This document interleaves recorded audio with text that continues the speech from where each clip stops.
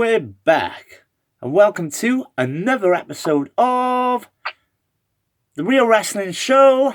Flash blog. My name's Dorsey, his name's Biggsy.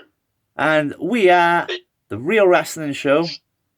We are real wrestling fans doing the show for real wrestling fans, which we believe is the best wrestling product out there, AEW. As you can see, it looks like AEW is thrown up all over mine and Biggsy's because we are merchandise fiends.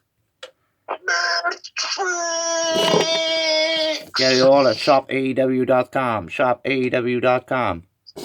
Christmas is coming up. You know where to get my shit. Which I was on there yesterday. Yeah. Mm-hmm. Yeah, for the missus' Christmas present. Nice. One of.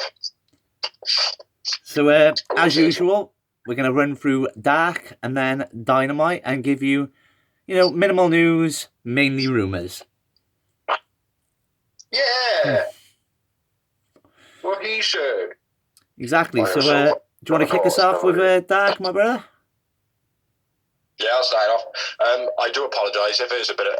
do me a favour, Doz. Have you turned the volume down on this? In case it is a bit tinny. I do apologise if it's a bit echoey because I am literally facing right at a wall. So my phone is here. I will turn it around on the spot. There is the wall. So there's a little bit of boop. Yeah, let's get into it, is it? Yeah, man. Get in. We had 9 matches this week. First matchup was TNT versus Chaos Project. TNT were making a debut, which was Tyrell and Terrence. Yeah. I believe their names are, and it is Devon Dudley's boys. Devons, get the tables. It's pretty good. Yeah. Pretty impressive. I didn't write loads of notes. I know you haven't written loads of notes. Nice overhead belly to belly by one of the TNTs. Luther's was screaming in Terrell's face, giving it all, your dad must be so proud, with his face. Nice shoulder tackle by TNT, big choke by TNT, nasty knee by Luther, and then I've got CP double team finish, which is Chaos Project. Yeah, that's all I wrote. There was a big shoulder tackle by Terrence as well, reminding me of Devon, done in the same way, like. Yeah, they were mentioning that a lot, weren't they? They were saying how much he reminds them of Devon. But yeah, it was decent outing, decent match. Yeah, it was good, man. But, I was quite impressed with it. I went with Serpentico man of the match for myself. I went Terrell. The first Dudley that was in. Nice. But I didn't have any moments. I did write moments, but we won't bother with that if you haven't done any. No, I have written moments, I just didn't have any for that match. Oh, right, so I had 3. 3 momentoses. Right, what's up next for next match? Next up, we have newly called The Acclaimed, which is Maxwell Caster and something Bowens. Anthony Bowens. This is Louis Valley. Sorry, bro? So they're not really a good team in, I don't think, these two. No, not as a team. They're good wrestlers, but not as a team, I agree. I think Anthony Bowen doesn't suit the team, really. Max Caster needs somebody else with a bit of pizzazz, like a Starks or someone like that. Yeah. Sorry, go on.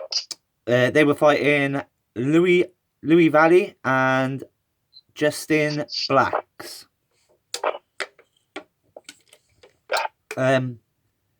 Max Caster from The Acclaim drops a few bars before the match.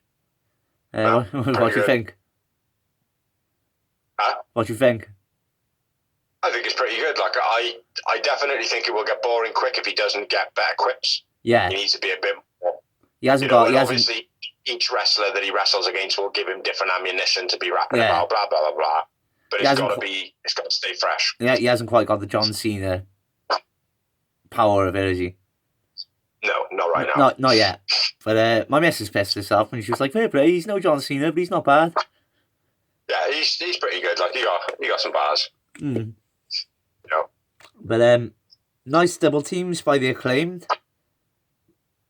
Yeah. Double cutter combo.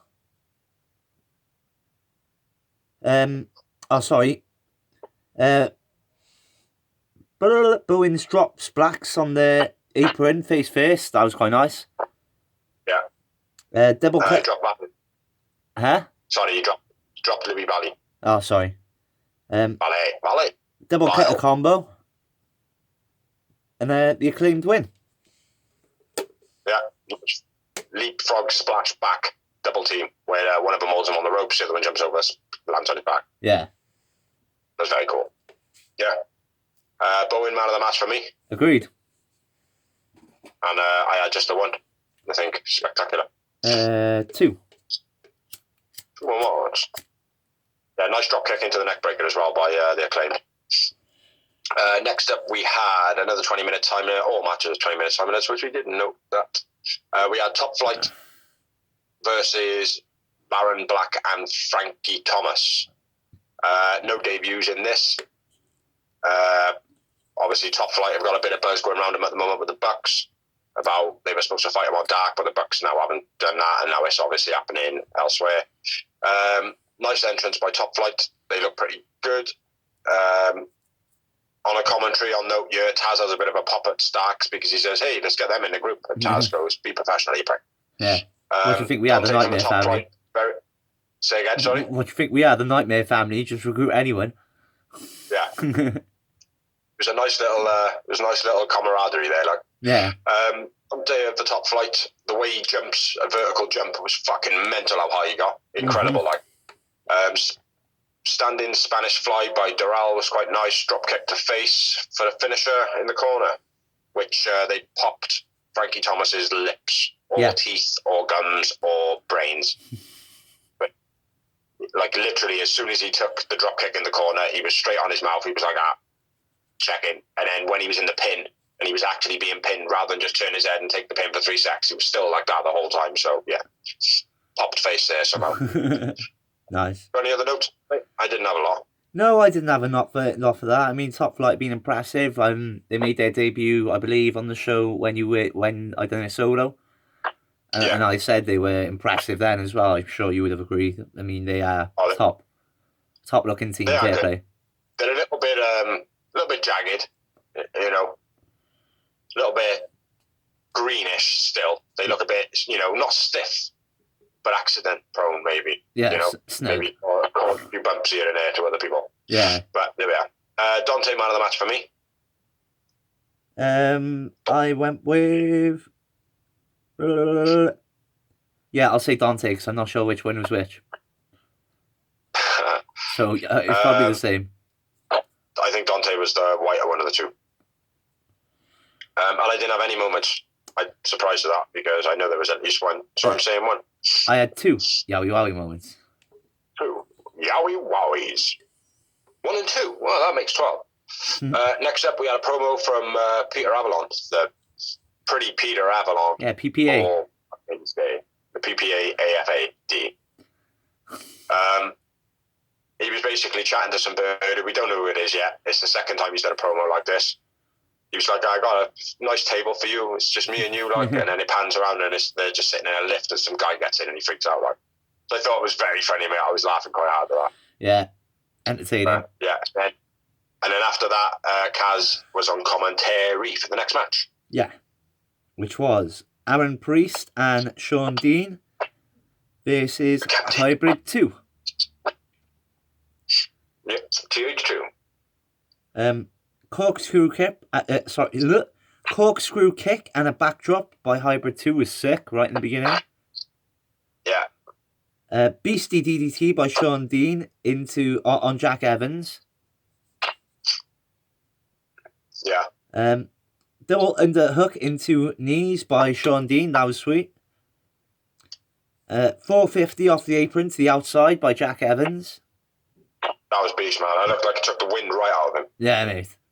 He's on form at the moment. Well, Hybrid 2 are on form at the moment, to be fair, but Jack Evans especially. Yeah, I agree. Navarro Death Roll and Hybrid 2 win. Yeah. Standing Skyward Twist was very nice in this as well.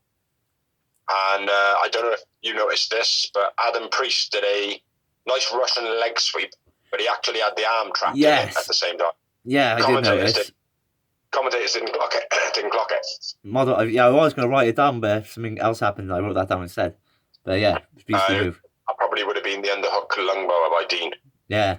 That was brutal, mate. But yeah. Good match. Man of the match for you? Jack Evans. Jack Evans, same as me. And I had 3 moments. Snap, brother, 3 moments. 3 moments, pretty on par. After the match, Jack Evans and Angelico kind of mouth off to Kaz, and he's like, look, I know my name's Kaz. I know here I am. Yeah, I'm just commentating and not up. Yeah. Nice little build-up for the beef going on there. Kaz was enjoyable on commentary, fair play.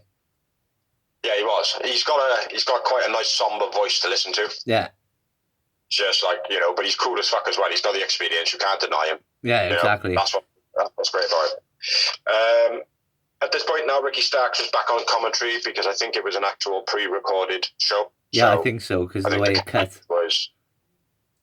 Because the way it cut, like Kaz didn't even leave, did he? It just cut, like, and then Ricky Starks was back on. Starks. So yeah, I think it was. Next up, we had Lucha Brothers versus Ashton Starr making his debut versus David Ali. I'll just run on with the note here. Drop kick on the apron, Phoenix very stiff to David Ali. Penta stomp off the top was very stiff. Yeah. Double team, Lucha Brothers, all of the stuff that they did in with the double teams was awesome. Star throws Phoenix out the ring, which was pretty cool. I like the way he had him. Like he kind of had him in a sort of like a gut wrench hold, and he just launched him through the middle rope, which was quite nice. Spike pile driver double team finish for the Lucha Brothers for the finish. Yeah. It was an okay match. Yeah. I think Lucha Brothers looked a little bit off their kilter slightly. They looked like they're kind of trying too hard, almost. Or possibly. They were going like at the pace where they could go with the Young Bucks, but obviously the 2 green ones ain't the Young Bucks. They can't do the same pace. No, exactly. But it's up to the Lucha Brothers to control that because they're the veterans. So. You got any more notes on that at all? No, not really, bro. You've pretty much nailed it all on the head. Yeah. Lucha Bros win. Surprising man of the match for me, David Ali. Nice. I went with Pentagon Jr. Or Pentagon L0. L0 Miedo. I had 4 moments. Snap, I had 4 moments. 4 moments again. Pretty on par this week. So yeah, it was an okay match. A little bit better from Dark this week. Yeah, it was nicer because, like I said, it's more the time we're looking at. Hour and 25 minutes is not too bad. I prefer an hour and 15. I think that's about perfect. No more than that. Yeah. But yeah, there was, like I said, you had green ones versus green ones, and then you had a couple of matches where main event stars, like the Lucha Brothers, are main eventers. Like, I mean, they're main card wrestlers. Yeah. And then you also had like the odd match, which was like, evenly matched, where they're not so green. Yeah, like the next one, for instance. Yeah. Well, ish. I feel like this one, Leva Bates being not having that many matches in AEW, I see her kind of as a good talent to kind of go against people like Danny Jordan and Red Velvet, even though Red Velvet's getting a push elsewhere. Yeah. Anyway. But I got tiny notes on this one, so over to you, Blue.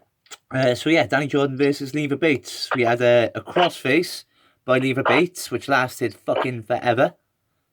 Yeah, awesome it was. Yeah, it was good. Super. And obviously she transhandled into a headlock takeover as well, even when Danny Jordan tried to get out of it. Northern Lights suplex by Leva Bates was beast, fair play. Yeah. Danny breaks Leva's bucks, rips off the spines and all that shit.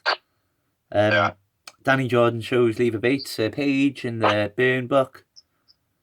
Leva Bates gets her hand on the book and she begs her not to rip it.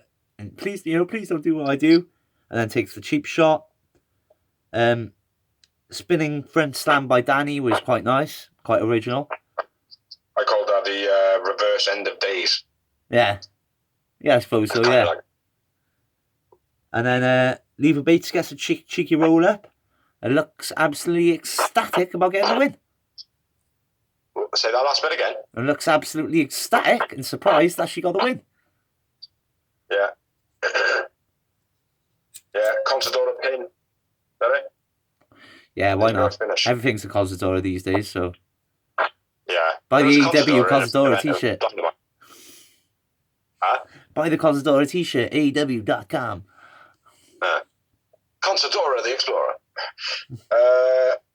Yeah, it was more entertainment than wrestling in this one. Yeah. I went with Fuego man of the match. No, yeah. I went with Danny. I went with Leva. Leva. And I didn't have any moments at all. Just the win for me. Just a one. Nice Northern Lights. Next up, sorry, say again. Nice Northern Lights, like I said. Yeah. Next up, we had 5 of the Dark Order, being one person, Alan Angels, versus Fuego del Sol, who is getting a very good rub in BT at the moment by QT Marshall and Sammy G and everybody in BT and Sammy's blog. Yeah, he's decent on wrestler, I 3-minute time limit.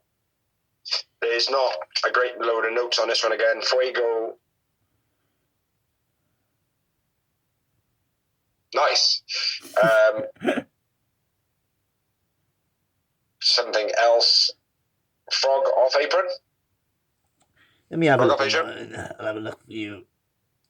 Wing snapper by 5. Boom. That's all the notes got. So 5 drop kicks. Fuego in the face while doing the springboard. I said that. Suplex and frog splash on the outside. Yeah, wing snapper by 5. Boom. Yeah, that was it. That's all she wrote. 5 wins. So yeah, I enjoyed my notes there, everybody. Man of the match for you? 5. I went with Fuego. And I had... As you could probably... Danny. 1. Yowie wowie moment. You had 1. I had 0. 0. Yeah. And then we had some more debuts. Mm-hmm. Dream Girl Ellie and Genocide. This is the dominant team at the moment, Ivelisse and Diamante. Dream Girl was tiny and Genocide was huge. It's like it was like what are those two Pinky and the Brain.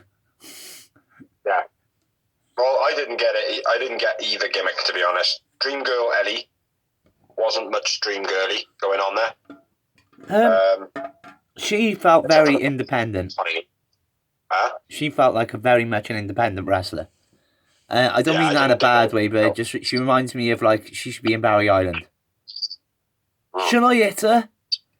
Should I hit her? And Genocide, I didn't get her gimmick either. Like, she looked like Chris Statlander's butler. You know, it was... She looked like Chris Statlander in a Halloween costume. Yeah, it was just... I didn't get the Genocide. I get the word genocide, and I think it's a little bit raw. But I just didn't get that either. Even though I was quite impressed by Genocide. Yeah.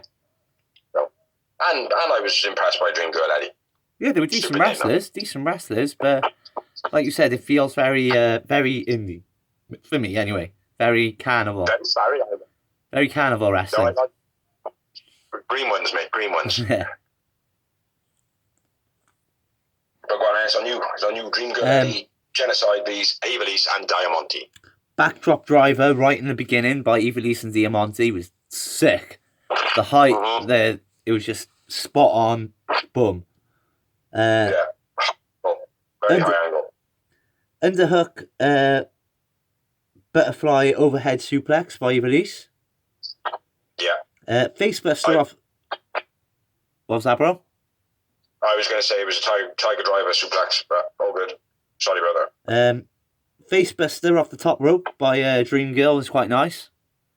Yeah. Fall away slam by Genocide, one of our favourite moves on the show. Yeah. Always been one of my favourites, man. Bradshaw. Yeah, man. Dream Girl crossbody to both opponents off the top ropes. Selling her back injury quite well as well, because where she took that high angle in the beginning of the match. Yeah. She did. All the way through, so well done to her for that. And she took a good pace in as well, fair play. Because she was in it the majority of the match, to be fair. Genocide came in, cleared house for a little bit, got her ass kicked, and then that was it. Like, that was all she wrote then, because the next move I got is the...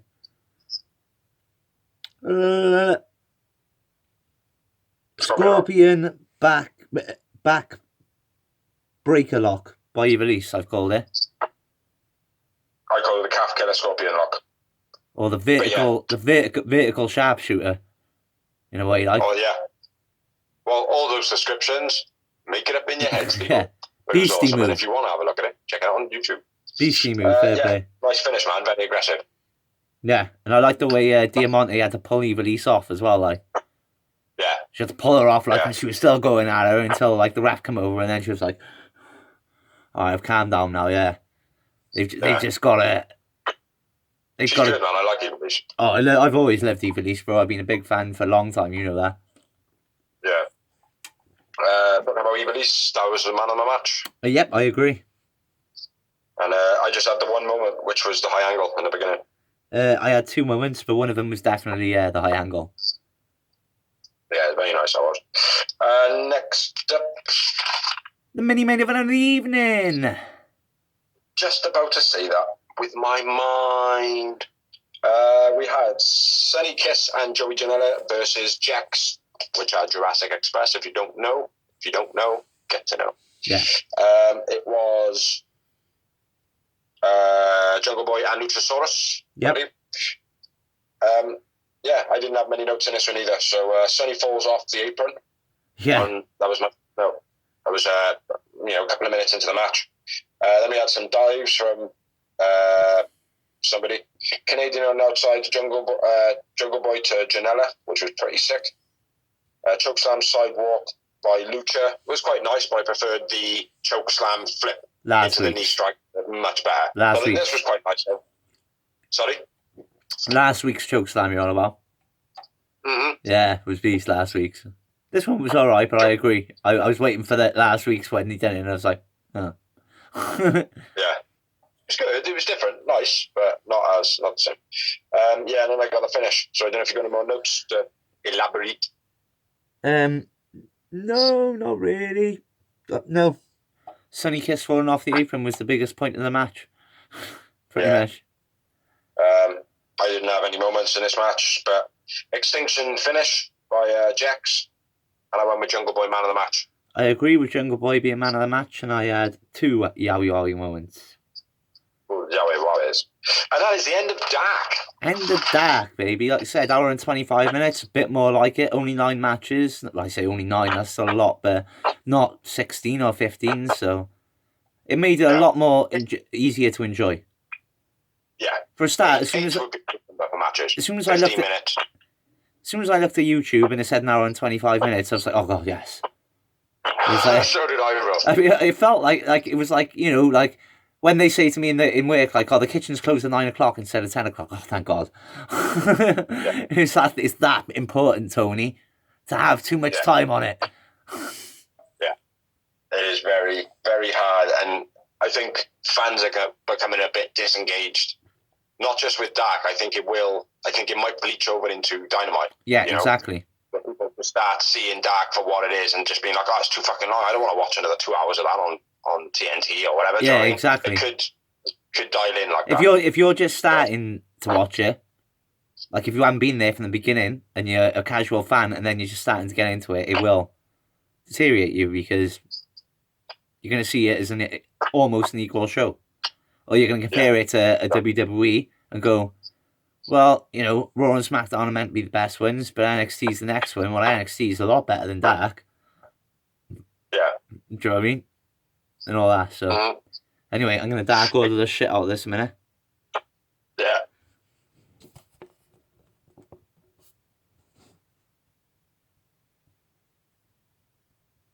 Continuity. Yeah, so you know what that stands for now. That's the international. I need to go for a piss. So in the words of Brody Lee, are you needing a piss? Or are you doing a fucking Dark Order sign? So yeah, on to Dynamite we go.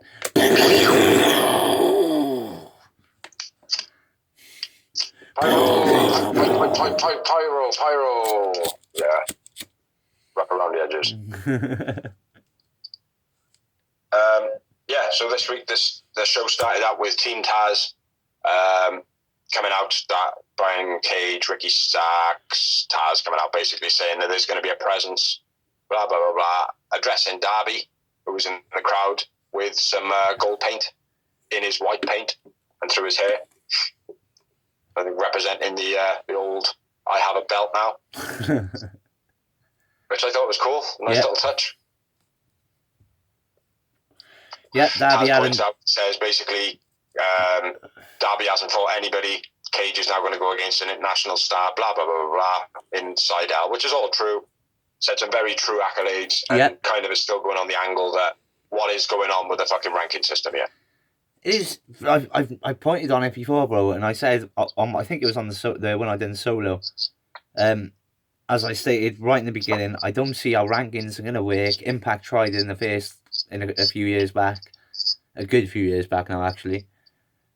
Because wrestling evolves from storylines. Stars are made out of nowhere by the fans. Do you know what I mean? It's like Orange Cassidy could become number one contender just from being Orange Cassidy. Because if the fans make it so, the fans make it so. Simple as that. But the rankings can still work in that way, though, can it? Because if you look at it that, let's say you put a number on something. So let's say you say the number of times you use a certain knife in work and you tally all of your knives, right? If you start favouring one, you're going to use it more because that's what is required, because that's what's going to make you money by using your best piece of kit. Yeah. Do you know what I mean? But when that knife has been used for four weeks, you might go back to another one and go, actually, I've forgotten how good this one is. Do you know what I mean? And it's like you being the fan in that scenario are the one that pushes that person forward. So it's the knife is going to promote itself regardless, whether you've kept a number on how many times you've used it. Yeah. You will look at those numbers and go, actually, even though that knife has been used 14 separate times. Maybe that works for the babyface. That knife has been used 5 million times. Maybe that works for a babyface, but then what about the heel? Because the fans don't get behind the heel. But they're still a star. It's a different era this now, though, isn't it? It's not about heels and stars now, heels and faces. It still is to a certain degree. Kids are still kids. Kids still vote for the good guy. Kids do. Not denying kids, like, do you know what I mean? But in the general consensus of what AEW is, you know, but you got to remember when it's full time, when the crowd's full arenaed, there's a lot of kids there. There is a lot of kids there. I'm not denying that, but still, it's not. That doesn't go to say that it's advertising to kids. It's not WWE. No, I'm not saying it is. I'm not saying it is, but. If you, as a cool dad, cool adult, cool human, take their kids to a show, which is, some people will go, well, that's disgusting, taking a 9-year-old to a show that's rated 12. Well, no, it's not. It's under consent of me. I think that it's appropriate. If I think something's inappropriate, I will take them out into the concourse. Yeah, and I will get the leg drop on the head while I'm watching the wrestling TV, like what happened to me. Yeah. But you know what I mean? Or they're crying when they see the blood, and I'm like, it's all good, it's just ketchup. Exactly. Do you know what I mean? Like, we were told when we were kids, it's real. It's reality. Like, just lie a little. It doesn't hurt. You know what I mean? They're fibs, they're not lies. But yeah, it's, you know, primarily it's a more edgy product. I'm just saying, right, that the ranking system in professional wrestling will never work for two reasons. Number one, we all know it's fixed. So, of course. And we don't like having things shoved down our face. John Cena, Roman Reigns. Let me ask you something. In AEW, do you ever know, like, other than Dark, and obviously the kind of standard, this guy needs to win now, blah, blah, blah, blah, which happens in all wrestling, but hand on heart, is there matches in AEW where you're genuinely like, I don't actually know who's going to win this? Yeah, loads of times. Do you get that anywhere else? Yeah. You do? You do on WWE, yeah, definitely. What, as often as you do in AEW? Probably not, no, but that might be due to the fact I'm more familiar with the wrestlers on WWE, because obviously I've been watching it since that he won, like, you know what I mean? And I understand. Well, in my experience, or from what my like thought pattern is, from WWE, it's very much like also Impact as well. Perfect example. 2 seconds. Perfect example of is a Survivor Series. Yeah. Oh, well, what we'll do is we'll just have, rather than making Survivor Series something special, we'll just make it the same, that everybody does the same thing on from every show. We'll just put them all on there, and we'll just give them all the same gimmick, the same thing. And it's like, well, it's just so shit and so played out. You know what's going to happen. You know who's going to win. It's just going to be certain circumstances around the win. Mm. It's never like, oh, well, actually, Darby could win this one. Nah, Darby's never going to win this one. Like, he's too young. Boom, yeah. Darby wins the belt. Fucking hell, whoa, that's nuts. Yeah. You know, fresh, you know. So I genuinely think that the fans will push or certainly aid in the ranking. Yes, because that's what I'm saying. If a fan wants Kenny Omega to be the champion, then Kenny Omega's going to get more opportunity. But rankings don't need to associate with who is pushed as a winner or who is pushed as a face or a heel. It doesn't. I'm not saying it does. What I'm saying is, if you're going to base it on the fans, then it's not definitely a negative to the heels. How are they gonna? They're gonna climb slower. Simple as that. That's what I'm saying, though. But fans don't follow heels and faces. Only the kids do. It's like look at Bully Ray. Women do as well. Women do as well. Women are still, not to be sexist, but women normally go for the baby faces as well. My missus does anyway. Generally, isn't my experience. And the same with Alicia. It swings around about me. It's like Alicia. It's like Alicia.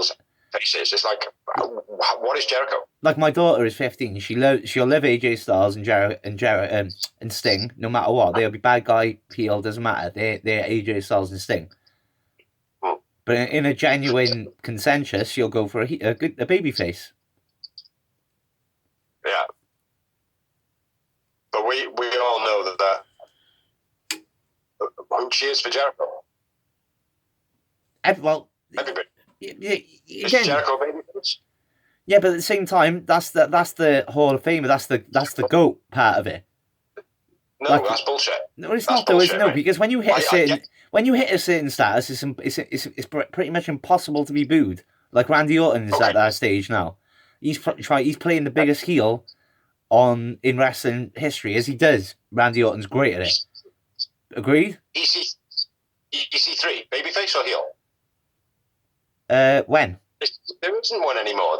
You just are a character now. That's what I'm saying. Mm. But anyway, we're getting a little bit off the subject here. Let's get into it. The ranking system in your eyes doesn't work. The ranking system in my eyes is a good way to hold on to certain statistics. Yes. But I do agree that they shouldn't use the actual figures all the time to rank who's going to be number one contender, because that will never work. And another thing as well, which is broken with it, right? It's like Ricky Starks has won 9 matches in a row. I brought this up in it before.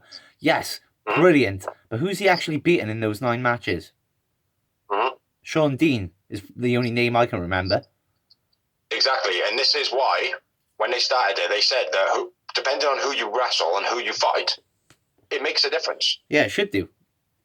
It does make a difference, and this is why the ranking system works like it does. People don't see that. They don't see those little quirky parts to it. It's like this is what TNA tried to do with Bound for Glory, if you remember. Say that again. This is what TNA tried to do with Bound for Glory. Remember, you had like 10 points by winning by submission. That's bullshit, though. That's putting figures on it. You can't put figures on it. Yeah, that's what I mean, though. It's like looking at it like this, right? A win over Cody Rhodes is going to be a better win than if you beat Sean Dean. Yeah, yes? Exactly. Agreed. Yeah, that's what it should be. Cody is more of a prestigious wrestler. He's got more experience. He's more at the top. So it means more. So if you're a Darby Allin, you beat a Cody, then that gives you prestige and it puts you more of a mid card. Whereas if Darby Allin had beat a Sean Dean to start, it would have given him a slow build. But it doesn't. Do you know what I mean? It's the rubs you get. That's how the system works. Like. But that's already there, mate. That's the imaginary ranking system we've already got. That's the imaginary ranking system we've already got. I can't hear you, mate, because you keep talking over the top of me. I said, that's the imaginary ranking system we've already got. We already know that as wrestling fans. Well, so why can't somebody write it down? Well, they can, but the problem is they stated that it would mean number 1 ranking, number 1 title contender. And regularly, it hasn't been the number 1 contender. Regularly. For every title. Most of the I disagree. It's like Brody Lee, fair enough. They needed somebody to have the ranking, and he was just a fan favourite, which we all know that. Anyway, let's get off this, man, because it's starting to get me rattled. Because it's just... This will have to be a 10-minute talk. This will have to be a 10-minute talk, bro. Well, you'll have to cut it out somehow, then. Well, no, we'll lead it on from it. Anyway, let's move on to the fucking show, bro. Yeah, let's do so. We started off anyway already. Which was, we had the promo. Seidel. We had the promo. Taz joins commentary at this point. Mm-hmm. And the opening match was the FTW World Heavyweight Champion. Which is a bit stale, that is now. Yeah. I knew it would, mate. It only worked in ECW because it was ECW and it was Taz. Yeah. The whole point about it was he's a little guy that shouldn't have made it. Brian Cage isn't a little guy that shouldn't have made it. No, it's just you haven't fought to it like he's fought once. That's it. Yeah, but he's versus Seidel. Yeah, which I was intrigued by. I got to be fair. This was when I was like, okay, fair play. Let's see how this goes. Yeah, it was a good match, man. Yeah, it was brilliant. I was in an hour about it. I was like, it'll either be really shit or really good. It's never going to be an in-between match like this one. But yeah, good, man. It was awesome. Yeah, nice overhead belly to belly, right off the bat by Cage. Seidel hits Cage with a power bomb, which was a reverse out of Cage's Hurricanrana, which was fucking nice. Fair play. Yeah. Seidel the Meteoria off the top rope onto the ramp was beast. Yeah. Very nice. The Snap Olympic Slam, I'm going to call it. Yeah. He's been doing it for a couple of weeks, but it's fucking awesome. And I've never seen it before, only Seidel. Yeah. BC Hurricanrana reverse out of the Drill Claw by Seidel. Yeah, just before that as well, Cage clothesline Seidel and he landed nasty as fuck. Yeah. Yeah, and then a sick reversal Hurricanrana by Seidel into pin. That was sick as fuck. Yeah. And then I got the finish. Yeah, which was beast as well. Fair play. It did look a little set up the way Matt Seidel jumped. I thought that was good, see?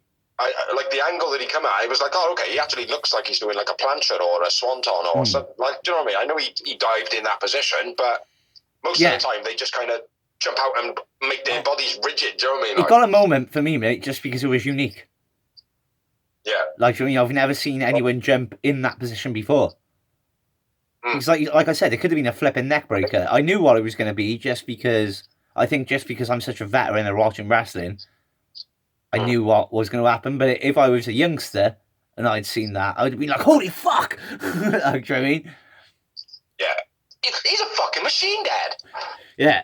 Yeah, when he caught him, it was beast, and then the drill claw. Seidel in midair, and then hits him with the drill claw for the finish of the match, which was fire. Fair play. Brilliant match, brilliant opener, as they always do. Yeah. Like I said, I was in an hour and I thought this one could have been a botch opener. It could have, just because of the way Brian Cage is. Just because of the way Brian Cage is being pushed at the moment, like. Yeah, maybe too much of a squash on Seidel, maybe. Yeah. That was good, man. It was done perfect. I got written down. Cage doing curls with Seidel halfway through it, just literally giving it all that.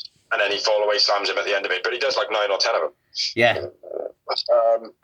Bit before Cage powerbomb by Seidel was quite nice. And then everything else you got. Yeah. But who was your man of the match? I went with Matt Seidel. I went with Brian Cage. And I had 5 moments. Agreed. 5 yowie wowie motherfucking howie wowie moments. Yeah, we're on par, man. On par. After the match,